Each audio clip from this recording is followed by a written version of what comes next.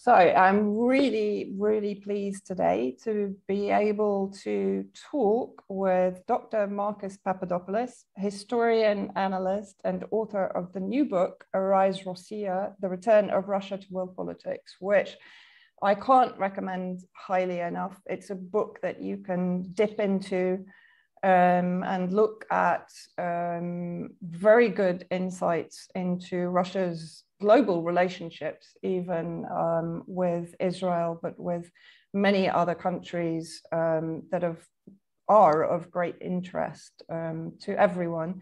So I highly recommend buying the book and reading it. Marcus, thank you very much for joining me today. Oh, it's a great pleasure, Vanessa. Thank you very much for having extended an invitation to me. We're going to very much focus on Turkey today because of recent events. Of course, I'm based in Syria. Turkey inside Syria is effectively annexing Syrian territory. It has been involved in the regime change war from the very beginning, from 2011. It was the sponsor of the armed groups, the Al-Tawid Brigade, that invaded East Aleppo in 2012.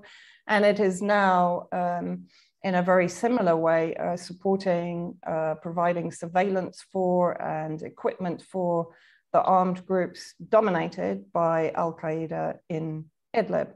But my first question, Marcus, we're currently seeing a violent reaction against Syrian refugees in Ankara in Turkey after the alleged killing of a Turkish citizen and the wounding of another. There is a general protest against the huge refugee population in Turkey. I was told the other day that the number of Syrian refugees now in Turkey is around the 5 million mark, which is much higher even than the figures being put out by the UN. And of course, that refugee crisis, in inverted commas, has been enabled by Erdogan. And he's used it to blackmail the EU. And of course, it's now being increased by the influx of Afghanistani refugees since the US alleged withdrawal from Afghanistan. Many are saying that this is the start of the destabilization campaign against NATO member state Turkey. Do you agree? And what do you believe will be the long-term consequences of Erdogan's double-edged refugee policy? Well, that is a fascinating hypothesis. And one does have to ask the question, if this is the start of a destabilization campaign, is it aimed against Turkey or Erdogan? Because the two are not necessarily the same. But I think, first of all, we need. So first of all, the Turks are historically known as a fiercely patriotic people, a people who have an intense love for their history, for their culture, for their religion, for their flag, for their territory. And the Turks are also historically known to have an aversion to immigration, to have an aversion to immigrants, and especially the case when it comes to immigrants who are asking for special provisions. And what we have seen in the last few years are Syrian refugees or their representatives in Turkey calling on the Turkish government to afford them special provisions. Now, that is going to provoke the average Turk. As I said, the Turks do not take kindly to immigrants in their country. So it could very well be that as a result of the representatives of Syrian refugees in Turkey calling on the Turkish government to afford them special provisions, that has provoked a backlash from the Turks. And remember, there are numerous nationalist groups in Turkey that could be responsible for these attacks. One of them, of course, is the infamous grey wolves. Mm. Another factor to take into consideration is that whilst Erdogan is regarded in Washington and in London as someone who is awkward in his dealings with the West and, for example, NATO, nonetheless, he ensured that the Wahhabist uprising in Syria would take on the devastating consequences that it did for the Syrian government and for the Syrian people as a whole. Without Erdogan being involved in the war on Syria, then I do not see how it would have been possible for the war to have escalated as it did, because without Turkey allowing its territory to be a transit for Islamist terrorists to cross into Syria, without having allowed Turkish territory to be an enormous camp for terrorists to train on, I don't see how the war would have taken on the dimension that it did.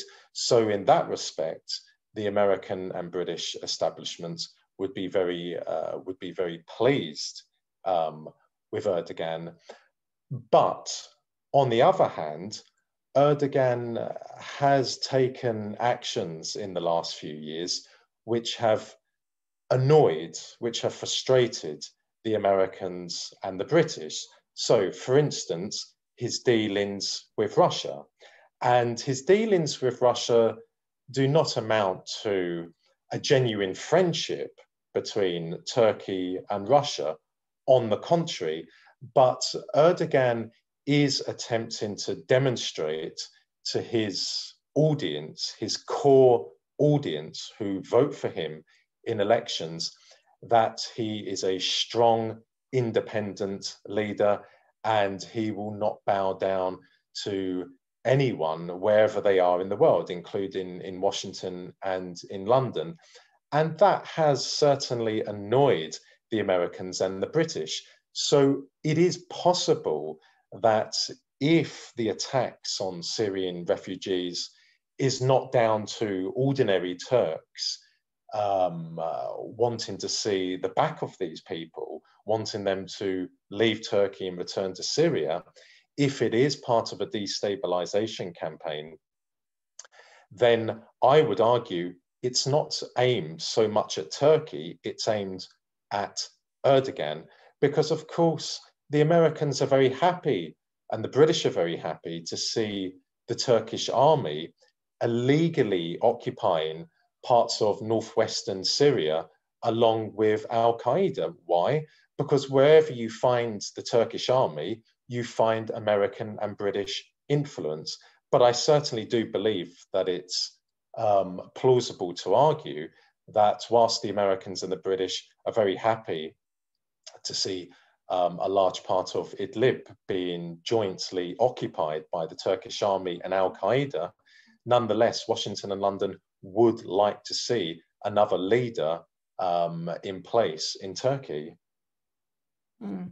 That's interesting. Also, it's interesting that you touched on Russian relations with Turkey, which of course regarding Syria have been pivotal to the Syrian, Russian, Iranian, Hezbollah war against terrorism inside Syria.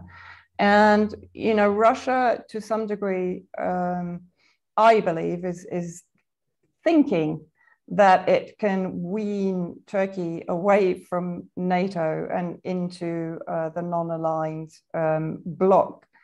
But of course, other analysts, and I suspect maybe yourself, will counter that by saying that Erdogan has been playing Russia against the US to reinforce Turkey's importance to the US coalition, and Turkey will never abandon NATO. Now, in this situation. Is Erdogan playing a very dangerous game? I mean, we know that he's expanded into Libya, into Azerbaijan, now into Afghanistan. Is this also benefiting the US? Is this Erdogan playing alone as a rogue element in the US coalition or in, you know, the NATO bloc? Now, if this game is a dangerous game, will the consequences be severe for Erdogan, or will they also be severe? And this is what I think is the truth. They will be severe for Russia, but more directly for Syria.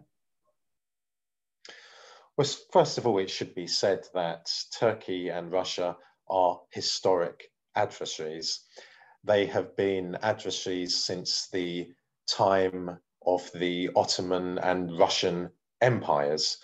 And whilst there was a brief period following the Bolshevik Revolution and up until the end of the Second World War, when relations between the Republic of Turkey and the Soviet Union were cordial, it didn't take long for the Soviet Union and Turkey to become bitter rivals. And of course, the period I'm talking about is the Cold War from 1947 to 1991. But even after the dissolution of the Soviet Union, which did give rise to an improvement, a significant improvement in relations between Russia and Turkey, both countries remained adversaries to one another. So, for instance, during the First Chechen War and during the Second Chechen War, Turkey was training, was arming, and was providing logistical assistance to Chechen nationalist terrorists and to Chechen Islamist terrorists. So if we take the situation today as it stands in the Russian-Turkish relationship, it's certainly not one of affinity. It's not a genuine friendship. Both countries are working together to achieve their own aims. So, for instance, Russia has a lot of lucrative economic dealings with Turkey, and it is possible that at some point in the future, Russia will build Turkey's first civilian nuclear reactor, as the Russians did in Iran. So the Russians are looking at this relationship with Turkey in part as a way of making a significant amount of money. As regards to Turkey, or more precisely, Erdogan, again, this is Erdogan's way of demonstrating to his core base of support in Turkey that even though Turkey is a member of NATO and is a strategic partner to America and Britain, Turkey under him will talk with any country if he feels it's in the interests of Turkey. And in regard to economic ties between Ankara and Moscow, it certainly is in the interest of Turkey as a whole, because the Turkish economy benefits significantly from, for instance, Russian tourism. However, there is no chance of Turkey leaving the West's orbit, despite what Erdogan says in public. He knows very well that if Turkey, for instance, was to withdraw from NATO, if Turkey was to sever its strategic partnership with America and with Britain, then the future for Turkey would be extremely bleak. Turkey would not be able to do what it has been doing in the Eastern Mediterranean and in the Middle East for many decades now without the strategic partnership it enjoys with America and Britain. So, for example, Turkey illegally occupies just over 40% of the territory of the Republic of Cyprus, because it is allowed to do so by America and Britain. Turkey enters northern Iraq on a routine basis because of the strategic partnership it has with America and Britain. Turkey invaded the north of Syria and is continuing to occupy parts of North Syria, and undoubtedly is looking to annex, if not formally, then informally, those parts of Syria because of the strategic partnership with Britain and America. So what Erdogan says in public about not being at the behest of NATO, of America, and of Britain is not what he will be saying in private to the Americans and the British. In short, Erdogan knows that for Turkey to leave the West's orbit would be suicide for Turkey, because, as I said, it would not be the force that it is in the Eastern Mediterranean and in the Middle East without that strategic partnership. And let us not forget as well that on Turkish territory, there are American nuclear warheads. That is an absolute guarantee of Turkey's independence, of Turkey's sovereignty. And it is a stark warning to any country that may have territorial designs on Turkish territory. So in regards to Syria, Russia, of course, has to deal with Turkey, because Turkey have been playing a leading role in the conflict in Syria. So Russia does have to deal with Syria, and Russia has the upper hand over Turkey when it comes to Syria, and the Turks know that. And if the day comes when Erdogan either decides that perhaps it's just too costly, it's too risky for Turkey to remain in Syria, then he will need Russian assistance. But on the other hand, he knows that the Turkish army cannot advance any further in Syria, because they won't just come up against the Syrian military, but crucially, they will come up against the Russian military. And look what happened at the beginning of 2020, when the Turkish army, along with their Al-Qaeda allies, began an offensive in the northwest of Syria against the Syrian military. That was quickly repulsed by the Russian military. And in the space of a very short period of time, perhaps a week to 10 days, something like 200 Turkish servicemen were annihilated by the Russian military. So I think that there's not a danger for Russia in regard to its relationship with Turkey in Syria, but there are risks involved for Erdogan, because it's not an equal relationship that he has with Russia. He knows that naturally the Russians will have the upper hand, because Russia is a military superpower. Russia is a nuclear superpower. So there is no way that the relationship between Erdogan and Putin will be one of equals. And let us not forget, in the summer of 2016, Erdogan flew to St. Petersburg to apologize profusely to Putin for having shot down the Russian fighter bomber at the end of 2015. So that demonstrates that Erdogan knows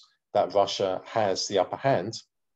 But for the time being, what is crucial in all of this is that the Americans and the British wish to see the Turkish army remain in Syria, because by the Turkish army remaining in Syria, that gives the Americans and the British a very important foothold. And I would argue, Vanessa, it's more of an important foothold for the Americans and the British than the foothold they have in the northeast of Syria, where the Kurds are, because the Kurds are not particularly reliable, or the Syrian Kurds are not particularly reliable allies to the Americans and the British, but the Turks are reliable allies to the Americans and the British. And the strategic partnership that Turkey has with America and Britain is one of the most important to the Americans and the British. They value it immensely, and I would argue that it is second only to America and Britain's strategic partnership with Israel. That's interesting. Now, I just want to divert slightly, although it's still a regional issue. And we discussed it a few weeks ago, and various US-sponsored think tanks, including the Middle East Institute, have been quietly discussing a growing alignment between the Gulf and Eastern Mediterranean and Israel. The countries involved are Greece, Cyprus, United Arab Emirates, UAE, Saudi Arabia, Israel, Egypt, and very surprisingly for me, Lebanon. Nothing is being publicly declared about this oil and energy sector collaboration between what would be considered normally hostile nations. But I know that you believe it's an emerging trade bloc that threatens moves by Russia, particularly, to expand influence in the Middle East in alliance with Syria, Hezbollah, and Iran. Can you provide some analysis of this jockeying for position in the region? And probably very importantly, where are the meetings for this unofficial grouping being held? Because I think that gives an indication of who's behind it. Well, first of all, I should say that in regard to Lebanon, this country has been a historic battleground for the West on the one hand and Russia on the other hand. That was the case during the Cold War, and that has been the case since the end of the Cold War, and in particular since Vladimir Putin ascended to power in the Kremlin in the year of 2000. Though the West, and in particular the Americans and the British and also the French, have always had the upper hand over Moscow, be it the upper hand over the Soviet Union and the upper hand over today's Russia. Now, this association in the Eastern Mediterranean is something that I would refer to as an informal strategic partnership. An informal strategic partnership, which one day, and I believe one day soon, sooner rather than later, will be proclaimed by the countries involved as a strategic partnership. Who has brought these countries together? Who has masterminded this? It is quite simply America and Britain. Why have they created what is at present an informal partnership and what will be in the near future a formal strategic partnership? Firstly, to cement British and American dominance of the Eastern Mediterranean. So, in recent years, vast reserves of oil and gas have been found in the Eastern Mediterranean. And the Americans and the British saw that as an opportunity, not only to make an immense amount of money because they are the dominant force in the Eastern Mediterranean, but they also looked at that with some discomfort because they were quite aware that Russia would look to play a part in exploring the reserves of oil and gas in the Eastern Mediterranean Sea, and also to be a party in exporting the oil and gas. So the Americans and the British used their dominance in Greece, Cyprus, Saudi Arabia, Egypt, Lebanon, United Arab Emirates, and of course, their strategic partnership with Israel to ensure that the Russians would not be able to maneuver a presence for themselves in the Eastern Mediterranean. And they have been very successful. Now, Vanessa, you may have noted how I refer to American and British dominance in Greece, Cyprus, UAE, Saudi Arabia, Egypt, and Lebanon, but I did not say American and British dominance in Israel, because the Americans and the British have a strategic partnership with Israel. Israel is the main conduit for American and British power in the Middle East, but Israel is not a colony, it's not a vassal state of the West. But the other countries certainly are vassal states. Let me take Greece, for instance. Greece has long been an unofficial colony of Britain's.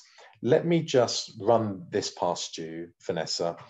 In 1841, following Greece's independence from the Ottoman Empire, the then British ambassador to Athens, one Sir Edmund Lyons, said, and I quote, "A truly independent Greece is an absurdity.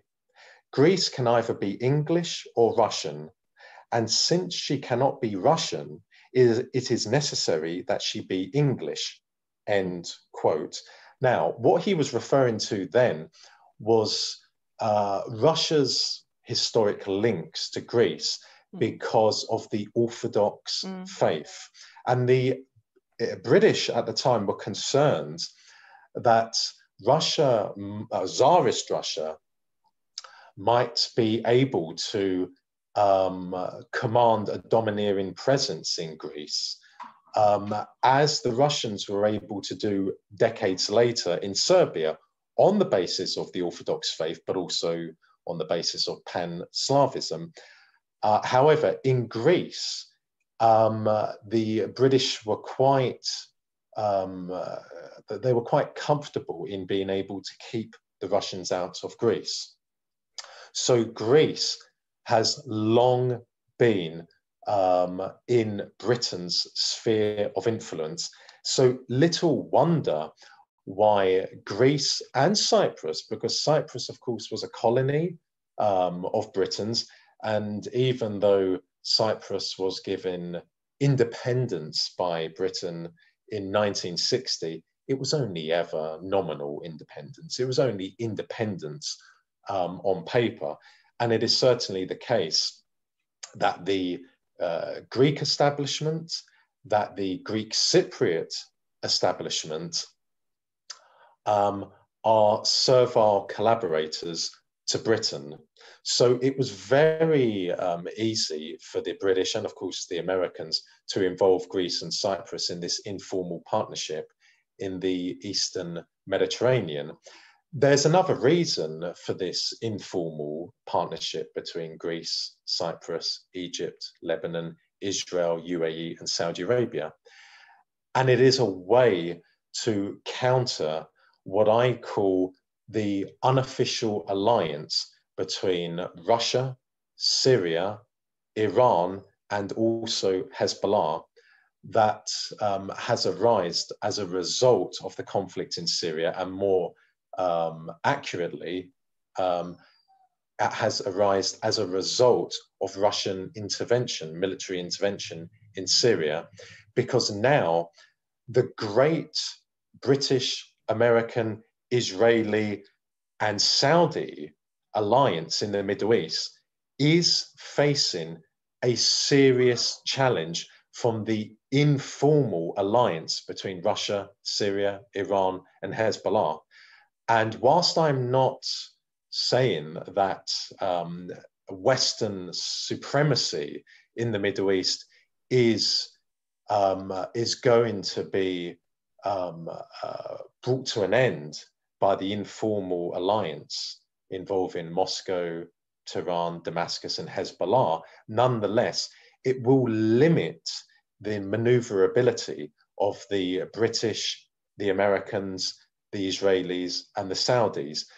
In short, and to put it in colloquial terms, the British and the Americans do not have the freedom to operate in the Middle East that they once did. If they want to take military action in the Middle East, they will now have to take into serious consideration the informal partnership between Russia, Iran, Syria, and Hezbollah.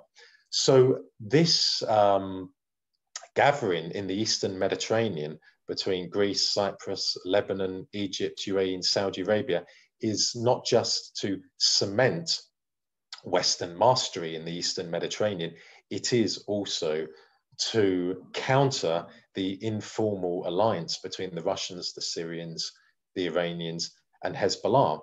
And you asked the question, Vanessa, and it's a fabulous and pertinent question to ask. Where are the decisions being taken?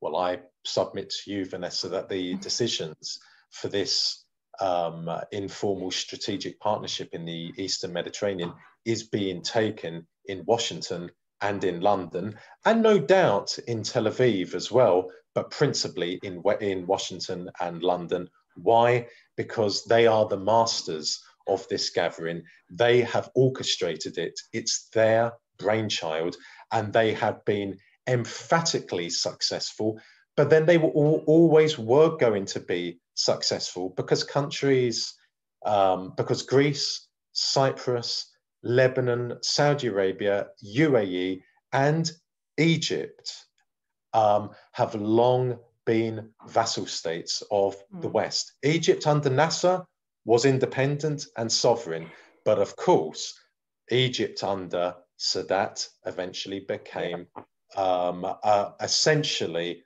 a vassal state of the West, and that has not changed, and that remains the case to this day. Yeah, and of course, not forgetting that the British created effectively the Muslim Brotherhood political wing in Egypt, and also not forgetting the recent UK Foreign Office document leaks showing British intelligence efforts to infiltrate Lebanese security, military and governmental institutions. So clearly, you know, as you've indicated, this alliance to push back against the Russian bloc, or the Russian-led bloc as it's perceived. And of course, we know, even according to Peter Ford, former British ambassador to Syria, that British policy in Syria is very much based on an anti-Russian policy. Previously, it was anti-Soviet Union. Now, of course, it's anti-Russian. And their hatred of Syria, this is how Peter describes it, is based on Syria's long-term, because we have to remember Russia has had a military base or a naval base in Syria for decades. It's not as if it's suddenly arisen out of their 2015 intervention. So the British anti, or the Russia phobia in Britain is a driving factor, I think, in much of their Middle East policy, as you've sort of indicated by your response there. Now, Turkey is clearly not included in this emerging alliance, but of course, at the same time, we are seeing Erdogan, as we've talked about, expanding not only inside Syria, but in Libya, Afghanistan, Azerbaijan. And a recent interview with a former Turkish Black Sea naval commander in a new media outlet called The Cradle, which was started by the excellent journalist who covered much of the events in Syria at the beginning of the regime change war, Shamin Nawani. Turker Ertürk, who was a former rear admiral, describes Turkish policies, or we should say maybe Erdogan's policies, in Cyprus, Libya, Afghanistan, and West Asia as erratic, because they're driven predominantly by Erdogan's religious sectarian ideology. Of course, he's considered now as the leader of the Muslim Brotherhood front in the region. And an outdated need or necessity to be servile to the West. Do you agree with the conclusion of this former Black Sea naval commander? And I recommend people to go and read the article, which came out a couple of days ago. Where is Erdogan heading in the future? And is he going to continue? We come full circle back to, is there a destabilization campaign against Erdogan? Or do the West feel they can harness Erdogan in the future, bring him under control, and keep him as a puppet state of the more powerful NATO member states? I must say, first of all, Vanessa, that whilst officially Turkey is not part of the gathering in the Eastern Mediterranean vis-a-vis the energy reserves, the huge energy reserves which have been found there, unofficially they are, by which I mean Turkey is exploring illegally the energy reserves that have been found in Cyprus, the Republic of Cyprus's maritime waters. So Turkish ships are not just exploring the energy reserves in the maritime waters of what is known as the so-called Turkish Republic of Northern Cyprus, but Turkish ships are also entering the maritime waters of the rest of the Republic of Cyprus. So the fact, again, Vanessa, that the Turks are continuing to do this, despite public protests from London and Washington, shows unequivocally that in private, the Americans and the British are telling Turkey that they have a blank check to continue doing what they're doing. The Americans and the British do not have a legal leg to stand on to say that Turkey has a right to explore the maritime waters of the Republic of Cyprus. They know that international law is against that. But of course, in private, the Americans and the British will say to Turkey, will say to Erdogan that they're free to continue doing that because of their strategic partnership. It's a mutually beneficial one. The Turks gain massively, the British and the Americans gain massively. Now, turning to how Turkey has proceeded to increase its influence dramatically in the Middle East and, of course, in North Africa and parts of Eastern Africa as well.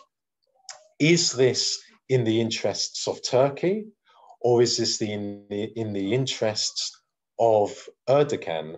Well, Turkey is certainly gaining considerable powers by having illegally invaded, in fact, in Syria. And also Turkey is gaining considerable power and influence by having a presence in Libya. And Libya is absolutely crucial because Libya is in the Mediterranean.